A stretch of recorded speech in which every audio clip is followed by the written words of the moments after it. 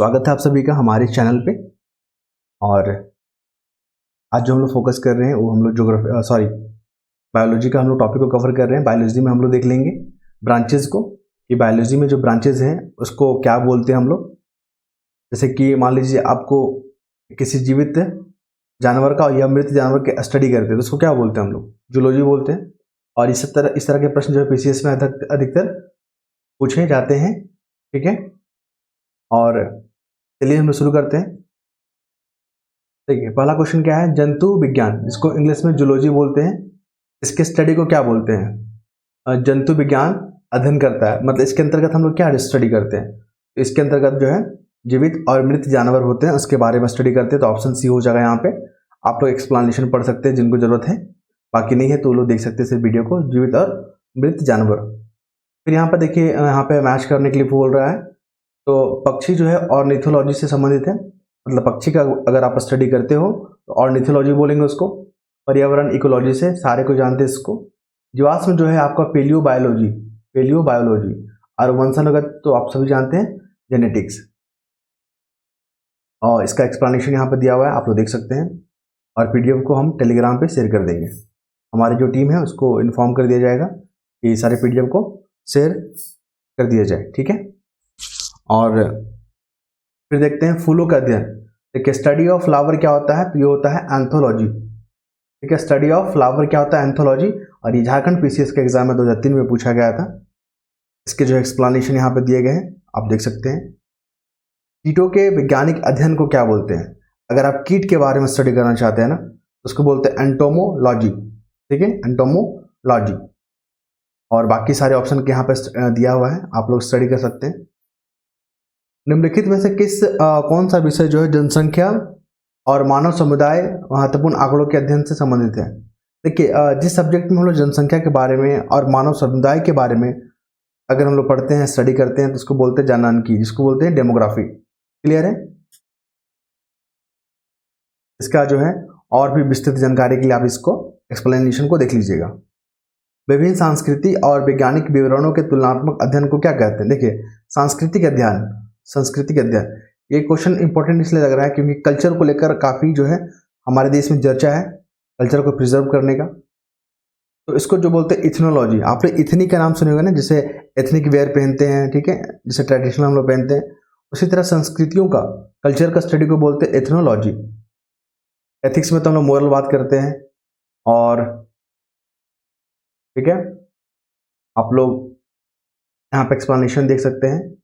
जैसे एथिक्स का हो गया नैतिक आचरण, जैसे कि मोरल स्टडी हो गया, मोरल बिहेवियर हो गया। फिर इथोलॉजी हो गया आपका मानव सहित जंतु के व्यवहार का अध्ययन करना, ये तमाम चीज दिया हुआ है। फिर देखेंगे कि जैविक जगत में होने वाले कार्य, गुण और पद्धति के अध्ययन को, इस ज्ञान को मशीनी जगत में उपयोग करने को क्या कहते हैं, जिसको बोलते हैं बायोनिक्स। बायोनिक्स में क्या होता है, जैविक जगत में होने वाले कार्य, गुण एवं पद्धति। मतलब बायोनिक्स में हम लोग जो भी जैविक जगत में जो भी होता है कार्य, गुण, पद्धति के अध्ययन को हम लोग क्या बोलते हैं, बायोनिक्स। ठीक है, जो भी आपका इर्द गिर्द जो भी कार्य हो रहा है जैविक जगत में, ठीक है, तो उसको बोलते हैं। और बायोमिक्स क्या होता है, बायोमिक्स में होता है उसके वातावरण, जीवधारी जो होता है ना, जो जंतु वगैरह होता है, उसके वातावरण का स्टडी करते हैं हम लोग। बायोनॉमी में क्या होता है, जीवन के नियमों को, लॉ ऑफ लाइफ क्या होता है उसके बारे में हम लोग स्टडी करते हैं। बायोमेट्रिक के बारे में क्या होता है, गणित और सांख्यिकी की तकनीकों द्वारा जीव विज्ञान का अध्ययन। फिर देखते हैं हम लोग पैलियो वनस्पति क्या होता है, तो पैलियो वनस्पति में हम लोग शैवाल नहीं बल्कि जीवाश्म का अध्ययन करते हैं। ठीक है, जीवाश्म का, यहाँ पे ऑप्शन डी हो जाएगा। पैलियो में हम लोग जीवाश्म को हम लोग क्या करते हैं, ये देखिए फॉसिल प्लांट्स, फॉसिल। ठीक है, रेशम कीट के बारे में अगर मान लीजिए पालन करते हैं, उसको क्या बोलते हैं, रेशम जो आप देखोगे सिल्क वगैरह, तो वो तो आपको जंतु से मिलता है, तो उसके पालन को क्या बोलते हैं, सेरिकल्चर बोलते हैं उसको। देखिए एपीकल्चर हो गया मछली से संबंधित, एपीकल्चर शहद से संबंधित हो जाता है। हॉर्टिकल्चर फल और फूल, ठीक है, दोनों से संबंधित हो जाता है। सेरिकल्चर आपका रेशम से संबंधित है। और फ्लोरिकल्चर जो है आपका सजावटी फूल जो होते हैं, फ्लोरिकल्चर, वो देखने को मिलेगा आपको। मधुमक्खी का उपयोग किया जाता है किसमें, तो एपीकल्चर में, मधुमक्खी का। पिसिकल्चर में मछली होता है, टिश्यू कल्चर में वो टिश्यू हो गया आपका, ठीक है। सेरिकल्चर में आपका, तो कुल मिलाकर मधुमक्खी का एपीकल्चर हो गया यहाँ पे। इसमें बोल रहा कौन सा सम्मिलित नहीं है, तो फूलों की खेती के लिए जो है फ्लोरिकल्चर बिल्कुल सत्य, फसलों के लिए एग्रोनॉमी बिल्कुल सही, फलों के लिए पोमोलॉजी बिल्कुल सही, और सब्जियों के लिए हॉर्टिकल्चर नहीं होता है यहाँ पे। सब्जी के लिए क्या होता है, सब्जी के लिए होता है आपका ऑलेरी कल्चर, ठीक है। ये देखिए ऑलेरी कल्चर, यहाँ पर ऑप्शन सी हो जाएगा, क्योंकि ये जो है मिलन जो है, जो मैचिंग है वो सही नहीं है। सब्जी के लिए काम में आने वाले पौधे का अध्ययन को क्या बोलते हैं, तो सब्जी के लिए काम आने वाले पौधों को, सॉरी, सब्जी के लिए काम में आने वाले पौधे को बोलते हैं हम लोग फ्लोरीपोमोलॉजी नहीं, बल्कि क्या बोलते हैं उसको, उसको बोलते हैं ऑलेरिकल्चर। अभी हम लोग थोड़ी देर पहले देखे थे। फिर देखते हैं इसमें से सुमिलित नहीं है। देखिए एपीकल्चर क्या होता है, शहद के लिए बिल्कुल सही है। सेरिकल्चर सिल्क वॉर्म बिल्कुल सही है। पिसिकल्चर लाख नहीं होता है, यहाँ पे मछली हो जाएगा, ऑप्शन सी हो गया। यहाँ पे हॉर्टिकल्चर में आप फूल को देखोगे यहाँ पे, तो यहाँ से प्रश्न आपके बनते हैं, तो आप लोग इसको देखिएगा वीडियो को, तो काफ़ी जो है हेल्प मिलेगा आपको। और पीडीएफ को हम तो टीम को बोल के, आपका पीडीएफ टेलीग्राम चैनल है हमारा, उस पर इसको क्या कर देंगे, साझा कर देंगे। निम्नलिखित में से कौन सी जोड़ी जो है सुमिलित है, तो लैक्सिकोग्राफी जो होता है ना, उसमें शब्दकोश का संकलन होता है, ठीक है। लैक्सिकोग्राफी यहाँ पे ये सही हो जाएगा। बाकी ये तीनों जो है ये गलत है, आप देख सकते हो। फिलोलॉजी में क्या होता है, भाषा की संरक्षण होता है। और एंटोमो में क्या होता है, कीटों का अध्ययन होता है एंटोमो। और आइकोनोग्राफी में क्या होता है, चित्रकला का अध्ययन। लेक्सिकोग्राफी में देखिए हम लोग शब्दकोश का जो है संबंधित होता है। विटिकल्चर जो होता है, अंगूर, अंगूर के लिए फेमस है, ठीक है। विटिकल्चर में जो अंगूर का स्टडी होता है, अंगूर से आप देखती हो क्या बनता है, बियर वगैरह बनता है। कीट संवर्धन जो है क्या है, तो कीटों की वृद्धि करने की विज्ञान। अगर कीट में आप वृद्धि करना चाहते हैं ना, तो कीट संवर्धन बोलते हैं उसको। और कीटों को मारने का विज्ञान ऐसा कुछ नहीं है यहाँ पे। वर्मी कल्चर जो है आपका अर्थवर्म, वो जो केचुआ होता है ना, जो किसान का मित्र बोलते हैं, वो संबंधित है इसका। जेरोंटोलॉजी जो है आपका, वो किससे संबंधित है, तो वृद्ध लोग हो जाते हैं ना, जो बुजुर्ग हो जाते हैं, उनके बारे में अगर स्टडी करना चाहते हैं तो जेरोंटोलॉजी कहते हैं।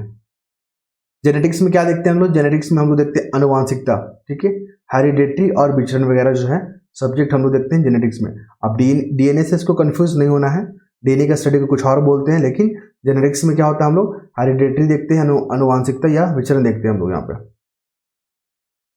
फिर देखेंगे अगला प्रश्न को हम लोग, वृद्धावस्था का और काल प्रभावन के विषय में जानकारी के लिए उसको क्या बोलते हैं, क्या स्टडी बोलते हैं उसको, जनरेटोलॉजी।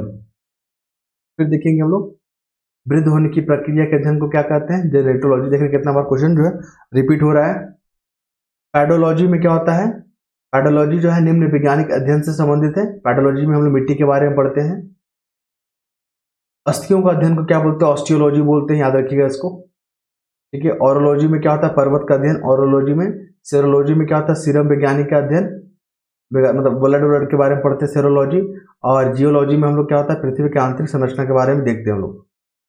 और कुछ महत्वपूर्ण क्वेश्चन, हाँ, हड्डियों की बढ़ाई वगैरह जो है हम लोग ऑस्टियोलॉजी में देखते हैं। देखिए बीपीएससी का 2019 में क्वेश्चन पूछा गया है, तो ये जो चैप्टर है काफी महत्वपूर्ण है। जो भी एग्जाम देने जा रहे हैं आप लोग इसको प्लीज देख के जाइएगा, कहीं ना कहीं हेल्प करेगा आपको ये। ऑस्टियोलॉजी जो है हड्डियों से संबंधित होता है। फिर सांप के अध्ययन को क्या बोलते हैं, सांप के विषय के बारे में उसको बोलते हैं हम लोग सर्पेटोलॉजी। और इसमें जो है बेमेल खोजना है, मतलब एक जो है ऑड है, ऑड क्या देखिए, फिजियोलॉजी, पैथोलॉजी और बैक्टीरियोलॉजी, ये तीनों जो है इससे संबंधित है। ये है जीव विज्ञान से संबंधित, बल्कि साइकोलॉजी जो है मानसिक या मनोवैज्ञानिक से संबंधित है। ऑप्शन बी यहाँ पे हो जाएगा साइकोलॉजी। साइकोलॉजी के जो डॉक्टर होते हैं उसको क्या बोलते हैं, साइकेट्रिस्ट, ठीक है। हाइड्रोपोनिक्स क्या होता है, ये चर्चा में इसलिए भी है ना, आप देखोगे मुंबई वाला इलाका में क्या कर रहे हैं ना लोग, जो क्या बोलते हैं, जो घर को क्या बोलते हैं, फ्लैट वगैरह जो लिए हुए हैं, ठीक है, उसमें हाइड्रोपोनिक्स तकनीक का यूज करके गांजा, अफीम, ठीक है, पॉपिन्स, इन तमाम चीज़ों का उत्पादन कर रहे हैं हाइड्रोपोनिक्स तकनीक का। तो आप देख रहे हो ना कितना मिसयूज कर रहे हैं टेक्नोलॉजी का। अभी जो न्यूज़ में काफ़ी आया था हाइड्रोपोनिक्स को लेकर, तो ये महत्वपूर्ण बन सकता है। जहाँ पे मृदा का बिना उपयोग किए जो है खेती किया जाता है उसको बोलते हैं हाइड्रोपोनिक्स। इसमें मिट्टी का कम से कम प्रयोग होता है और ये टेक्नोलॉजी का यूज़ आप देख रहे हो लोग कैसे कैसे किस तरह से यूज़ करते हैं मॉफिन्स के लिए, फिर कोकिन के लिए, और क्या हो गया ओपिन्स, अफीम, इन तमाम चीज़ों का उत्पादन कर रहे हैं ये। फिर देखेंगे हम लोग अगला टॉपिक को देख लेते हैं हम लोग जो महत्वपूर्ण है। अब फोकस करेंगे हम लोग जैव विकास पे, ठीक है। और यहाँ से आपको जो है प्रश्न दिखाएंगे कितने कितने कितने प्रश्न यहाँ से आते हैं हर एग्जाम में, और कितना महत्वपूर्ण ये चैप्टर है आप इसको देख सकते हैं कि हाल के एग्जामों में जो पूछा गया है क्वेश्चन, इसमें आपको देखने को मिलेगा कि जिराफ का जो गर्दन है, ठीक है, जेबरा का जो गर्दन है लंबा क्यों हुआ, उसके पीछे का कारण पता चलेगा आपको। मान लीजिए जेबरा है आपका, ठीक है, और तो इसके लंबा होने के पीछे का क्या वजह है, कौन सा प्रिंसिपल इसके पीछे, वो पता चलेगा आपको, ठीक है। तो आइए देखते हैं हम लोग पहला क्वेश्चन क्या है कि निम्नलिखित में से कौन सी गैस जो है प्राचीन पृथ्वी के वायुमंडल में उपस्थित नहीं था। देखिए मान लीजिए अपना अर्थ है, अर्थ में पता ही है आपको कई लेयर बांटे गए हैं, जैसे कि पहला होता है ट्रोपोस्फेयर। ट्रोपोस्फेयर में ही आपको जो है जितना भी वायुमंडलीय जो गतिविधियाँ होती है, ट्रोपोस्फेयर हो गया, फिर स्ट्रेटो हो गया, फिर मेशो हो गया, फिर आयोनाइज हो गया, फिर एक्सो हो गया। क्लियर है। तो हम लोग बात कर रहे हैं कि जो वायुमंडल है वर्तमान में अपना, ठीक है, अर्थ के अंदर, उसमें कौन सा गैस जो है प्राचीन में मौजूद नहीं था, तो यहाँ पे ऑक्सीजन हो जाएगा। क्लियर है। ऑक्सीजन जो था पहले मौजूद नहीं था, पहले क्या था, मीथेन था, अमोनिया था, कार्बन डाइऑक्साइड था, और ये यूपीपीसीएस के एग्जाम में आपको देखने को मिला था। फिर देखते हैं हम लोग वर्तमान प्रमाण के अनुसार पृथ्वी पर जीव का जो विकास हुआ है, आप जो अभी अर्थ देख रहे हैं, ठीक है, अर्थ पे जो विभिन्न प्रकार के जीव देख रहे हैं, जैसे कि हो गया आपका बिल्ली हो गया, कुत्ता हो गया, ठीक है, हाथी हो गया, जितने भी जीव देख रहे हैं आप, कीड़े मकोड़े हो गए सारे, और ये हाथी हो गया आपका, ठीक है। और तो ये जो है लगभग 2 अरब वर्ष पहले जो है इसका विकास हुआ था, किसका, पृथ्वी पे जीवों का। ये कॉन्सेप्ट को याद रखिएगा, 2 अरब साल पहले। अगर एक्सप्लेनेशन पढ़ना चाहते हैं तो पढ़ सकते हैं, लेकिन यहाँ पे जो मेन जो याद करने वाली चीज़ है वो है आपका कि पृथ्वी पर जो जीव का विकास हुआ था, जो सस्टेन किए थे जीव लोग, वो 2 अरब साल पहले। पृथ्वी पर सबसे पुराना जीव कौन सा है, तो सबसे पुराना जीव जो है आपको देखने को मिलेगा एल्गी। आप लोग देखे होंगे जैसे कि पानी वगैरह, ये जैसे वाटर है, वाटर में हरा हरा लेयर बन जाता है ना, तो क्या होता है उस पर, वो एल्गी हो जाता है, एल्गी होता है। तो सबसे पुराना जीव जो है ना एल्गी होता है। और दीवार वगैरह में भी आप देखे होंगे जो काफ़ी पुराना दीवार होता है, तो उसमें जो है घास की फॉर्म में ऐसा करके निकला हुआ रहता है, ठीक है, उसको भी क्या बोलते हैं हम लोग, ग्रीन एल्गी बोलते हैं उसको। क्लियर है। देसी भाषा में काई वगैरह हो गया, ठीक है, पानी काफ़ी दिनों से सड़ा हुआ है तो उसमें आपको एल्गी देखने को मिलेगा, और ये सबसे पुराना जीव है। फिर देखेंगे हम लोग डार्विन। डार्विन कौन थे, ये 2-3 को प्रिंसिपल दिए थे, एक डार्विन का याद नाम रखिएगा, और एक थे लेमार्क। डार्विन जो थे इंग्लैंड के थे ये, और लेमार्क कहाँ के थे, फ्रांस के थे लेमार्क। ये दोनों का जो कॉन्सेप्ट दिए हैं उसको याद रखिएगा, एग्जाम में पूछा जाता है। जैसे कि डार्विन द्वारा प्रस्तुत प्राकृतिक वर्णवाद, ये क्या होता है, नेचुरल सिलेक्शन बोलते हैं, निम्न में से किस पर आधारित था। देखिए डार्विन महोदय के अनुसार जो कॉन्सेप्ट दिया गया था ना, उसमें क्या हुआ था कि जो सर्वाइवल ऑफ द फिटेस्ट, मतलब जो भी इन्वायरमेंट में, जैसे कि जो भी इन्वायरमेंट में जो क्या करेगा, सस्टेन करेगा, जो सर्वाइवल करेगा। जैसे कि हिरन है, हिरन आप देख रहे हैं ना, हिरन हो गया, इसको कौन खाता है, टाइगर लोग, या मतलब टाइगर हो गया, लायन हो गया, ये सब खाता है ना, शेर वगैरह। तो क्यों खाता है, क्योंकि दोनों को सर्वाइव करना। अगर ये तेज दौड़ा, ये अगर अपने आप को बचा लिया तो ये सर्वाइव कर लेगा, अगर ये तेज नहीं दौड़ पाया तो ये अपने आप को सर्वाइव नहीं कर पाएगा, ये भूखे रहना पड़ेगा इसको। तो यहाँ पर जो भी फिटेस्ट रहेगा, तो अल्टीमेट जो है फिटेस्ट जो है ये जानवर लोग होते हैं, ये आपके लायन वगैरह, टाइगर वगैरह। तो डार्विन क्या बोलता है, जो भी स्ट्रांग रहेगा, जो सर्वाइवल करने लायक रहेगा, जो भी इन्वायरमेंट में अपने आप को सस्टेन कर पाएगा, वो लोग क्या करेगा, वो लोग धरती पे रह पाएंगे। क्लियर है। वो लोग अपना जो है जो संसाधन जितने भी धरती पे है उसका यूज कर पाएंगे। तो सर्वाइवल ऑफ द फिटेस्ट हो गया, स्ट्रगल फॉर द एग्जिस्टेंस हो गया, अपने एग्जिस्ट के लिए जो स्ट्रगल करता है। और ये जो ह्यूमन पे भी जो है लागू होता है। आप स्टूडेंट लोगों को देखते होंगे स्ट्रगल काफ़ी करते हैं एग्जाम को लेकर, तो जो भी बेहतर परफॉर्मेंस देता है, जो भी सर्वाइव कर पाता है, वो लोग जो है अल्टीमेट सक्सेस कर लेते हैं। तो ये जो प्रिंसिपल है पूरे आपके डेली लाइफ में भी यूज हो सकते हैं। अगर आप लगाना चाहें तो, और ओवर प्रोडक्शन। तो ये तीनों मिलाकर जो है आपका डार्विन ने ये कॉन्सेप्ट दिया था। फिर देखेंगे हम लोग, पुस्तक था द ओरिजिन ऑफ स्पीसीज। देखिए 2019 का बीपीएससी एग्जाम में पूछा गया ये। तो इसको जो लिखा है वो हमारे डार्विन ने लिखा है। डार्विन को कहाँ का था? इंग्लैंड का था ये, ठीक है। इसमें वही चीज बताया गया है कि कैसे लोग फिटेस्ट होते हैं, मतलब जीव के बारे में। और यहाँ पे नेचुरल सिलेक्शन का बात हुआ है। जो भी अर्थ पे या इन्वायरमेंट पे जो भी सस्टेन कर पाएगा वही लोग आगे बढ़ पाएंगे। क्लियर है? तो यहाँ पर डार्विन ने द ओरिजिन ऑफ स्पीसीज जो है बुक दिया था। फिर आते हैं विकासवाद। देखिए विकासवाद अलग है। विकासवाद क्या होता है? इसको लेमार्क नहीं दिया था, सॉरी, विकासवाद ही हो गया आपका, डार्विन ने ही दिया था इसको। और डार्विन पता ही आपको नेचुरल सिलेक्शन को जो है प्रमोट करता है, और सर्वाइवल, जो सर्वाइव वही करेगा, फिटेस्ट ऑफ फिट, जो सबसे ज़्यादा फिट रहेगा वही सर्वाइव कर पाएगा डार्विन के अनुसार। फिर देखेंगे जैव विकास क्या होता है। जैव विकास या इवोल्यूशन बोलते हैं इसको। इसको लेमार्क ने दिया था। इस कॉन्सेप्ट को किसने दिया था? लेमार्क ने। मान लीजिए कि जैसे कि आप देखोगे डेवलपमेंट देख रहे हो, जेब्रा। जेब्रा क्या होता था? पहले उसका गर्दन बहुत छोटा होता था, ठीक है। फिर धीरे धीरे उसका गर्दन जो बड़ा होने लगा, क्योंकि वृक्ष, घास वगैरह जब खत्म हो गया ना, तो वृक्ष वगैरह खाने के लिए उसने कोशिश किया ना, तो उसके गर्दन जो है लंबा होते गए। आपको फिगर में दिखाएंगे आपको हम। तो इस तरह का जो कॉन्सेप्ट दिया है, किसने दिया था? लेमार्क ने दिया था।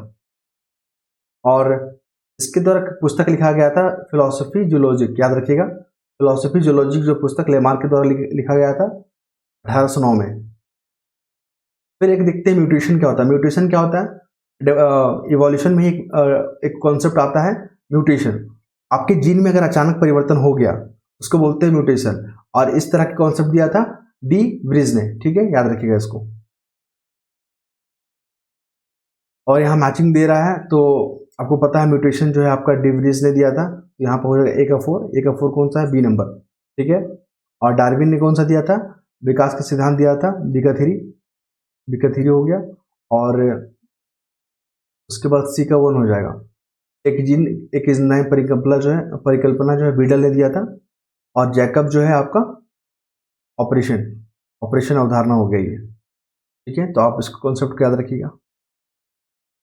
फिर विकास का मुख्य कारण क्या है? तो नेचुरल सिलेक्शन जो है इसका मुख्य कारण, नेचुरल सिलेक्शन जो डार्विन ने इस कॉन्सेप्ट को दिया था। और देखिए इवोल्यूशन में आप देखोगे कि सांप लोग जो है ना, सांप का जो अंग होता है, जो भी, जैसे कि सांप में देखोगे उसमें पैर नहीं दिखता, कुछ सारे अंग उसके खत्म हो चुके हैं। क्यों हो गए? क्योंकि उसका यूज होता ही नहीं था। तो अगर आप किसी चीज का यूज नहीं ना करोगे तो वो चीज क्या होता है, धीरे धीरे जो है ना अस्तित्व खत्म हो जाता है। जैसे कि आप देख रहे हो अंगों का उपयोग और अनुपयोग। अगर जिस चीज का आप उपयोग कर रहे हो तो वो क्या करेगा? सस्टेन कर पाएगा, वो चीज आपका अंग दिखेगा, एक्टिव दिखेगा। अगर जिस चीज का उपयोग नहीं कर पा रहे वो चीज धीरे धीरे क्या होता है? गायब हो जाता है समय के अनुसार। क्लियर है? फिर देखेंगे हम लोग कि भारत की विशाल वन्य बिल्लियों के किसके बारे में कहा जाता है कि वो लुप्त हो गई है। देखिए चीता जो है हमारे भारत में लुप्त हो गया, 1952 में जो है ऑफिशियली डिक्लेयर कर दिया गया था। चीता को आप देख सकते हैं, क्लियर है।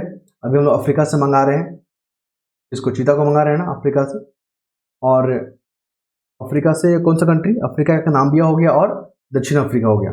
यहाँ से लगभग 20 जो है हम लोग चीता को मंगाए हैं। और उसको जो है मध्य प्रदेश का कुनो जो नेशनल पार्क है वहाँ पे उसको क्या किया जा रहा है? बसाया जा रहा है। फिर देखेंगे आधुनिक मनुष्य के जो हाल में पूर्वज हैं, जो आप मॉडर्न जैसे भी सारे मनुष्य को देख रहे हैं आप, उसका जो है पूर्वज कौन था आधुनिक मनुष्य का? तो हो जाएगा मैग्नॉन, प्रो मैग्नॉन। क्लियर है? फिर आप देखोगे शब्द जो है चर्चा में रहा था डेनिसोवन। डेनिसोवन क्या है? कभी कभी समाचार में देखने को मिलेगा। तो डेनिसोवन क्या है? एक आदि मानव जनजाति का स्पीसीज है, ठीक है। आदि मानव जनजाति आप लोग देखे होंगे, उनके जो स्ट्रक्चर होते हैं, जो उनका जो फेशियल वगैरह होता है, काफ़ी जो है उसमें चेंजेस देखने को मिलेगा आपको, ठीक है। और ड्राइंग तो मेरा बेहतर होता ही है, इसको बेहतर करने की कोशिश कर रहे हैं ड्राइंग हमारा। फिर देखेंगे हम लोग आर्कियोपटेरिक्स। आर्कियो क्या होता है? आर्कियोटेरिक्स क्या होता है? तो ये एक प्रकार का क्या है? जुरासिक युग का सर्व पुरातन पक्षी है। मतलब आर्कियो जो पैटेरिक एक पक्षी है, ठीक है। और इसको ध्यान में रखिएगा। आर्कियो जो रेटिक्स जो पक्षी है वो जो है आपका सरीसृप और पक्षी के बीचों बीच में। सरीसृप क्या होता है, जो रेंग के चलते हैं, पक्षी जो है उड़ के चलते हैं, ठीक है। तो उड़ने वाला और रेंगने वाला, इसमें क्या होता है, ये पक्षी जो उड़ता नहीं था बल्कि चलता था। आप शुतुरमुर्ग देख रहे हैं ना वर्तमान में, शुतुरमुर्ग, ठीक है, ऐसा होता है। तो इसी टाइप का था ये पक्षी, क्लियर है। यहाँ पे ऑप्शन हो जाएगा ये सरीसृप और पक्षी। फिर मैमथ क्या है, मैमथ का पूर्वज जो है हाथी को बोलते हैं, हाथी का जो पूर्वज है उसको मैमथ बोलते हैं। आप हाथी को देख रहे हो ना, कैसा दिखता है, शुरू हो गया। और माफ कीजिएगा, ड्राइंग मेरा बेहतर बनता है, कोशिश कर रहे बेहतर बनने का। ये हाथी है, ठीक है, और इसी का पूर्वज है मैमथ।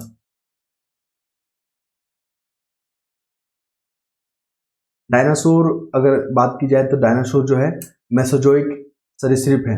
मेसोजोइक काल जो है ना, आज से अगर 3.8 करोड़ वर्ष पहले जाइएगा ना तो आपको क्या देखने को मिलेगा, मेसोजोइक काल देखने को मिलेगा। और डायनासोर आप लोग देख भी किए हैं, इस पर तो कई मूवी भी बने हैं डायनासोर के, बने हैं ना। तो ये हो गया डायनासोर हमारा, और ये जो मेसोजोइक काल में देखने को मिलेगा, जो आज से 3.8 करोड़ वर्ष पहले का ही है। फिर देखेंगे डायनासोर, सेम क्वेश्चन है, मेसोजोइक युग होगा, 3.8 करोड़ वर्ष पहले की बात कर रहा है ये। जीवों का विकास के संदर्भ में जो है कौन सा सही है। देखिए, एक सैलामेंडर होता है, फिर अजगर, फिर कंगारू। अजगर से बना है कंगारू, और अजगर किससे बना, सैलामेंडर से। तो ये जो है अच्छा चीज बता रहा है, ये मतलब अच्छे से डिस्क्राइब कर पा रहा है इवोल्यूशन को लेकर। इवोल्यूशन में क्या होता है कि मान लीजिए जीन है ना, जीन में क्या होता है, मॉडिफाई होते रहता है पीढ़ी दर पीढ़ी। और म्यूटेशन क्या होता है, अचानक आपके जीन में कुछ परिवर्तन हो गया और उससे आपको बॉडी में जो इफेक्ट आता है उसको बोलते हैं म्यूटेशन। और फिर हम लोग देखेंगे जो अगले सीरीज को, ठीक है।